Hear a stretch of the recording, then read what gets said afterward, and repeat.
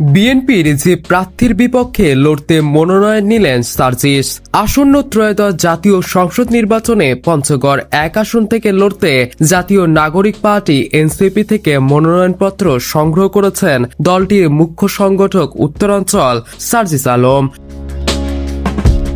এই আসনে বিএনপি থেকে লড়তে প্রাথমিকভাবে মনোনীত হয়েছেন ব্যারিস্টার মোহাম্মদ নওশাদ জমির। রোববার 16 নভেম্বর রাতে বাংলা মোটরে এনসিপির কার্যালয় থেকে মনোনয়নপত্র সংগ্রহ করেন সার্জিস।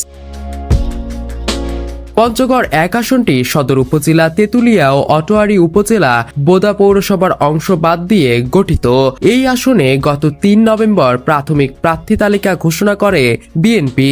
ব্যারিস্টার মোহাম্মদ নওশাদ জমিরকে প্রাথমিকভাবে মনোনয়ন দেওয়ার কথা জানান বিএনপি মহাসচিব মির্জা ফখরুল ইসলাম আলমগীর। এদিকে রোববার রাত পর্যন্ত 11,000টি মনোনয়নপত্র বিক্রির কথা জানিয়েছেন এনসিপির মুখ্য সমন্বয়ক নাসির উদ্দিন পাটোয়ারি। আগামী 21 ও 22 নভেম্বর মনোনয়নপত্র সংগ্রহকারীদের ভাইবা নেওয়া হবে বলে জানান তিনি।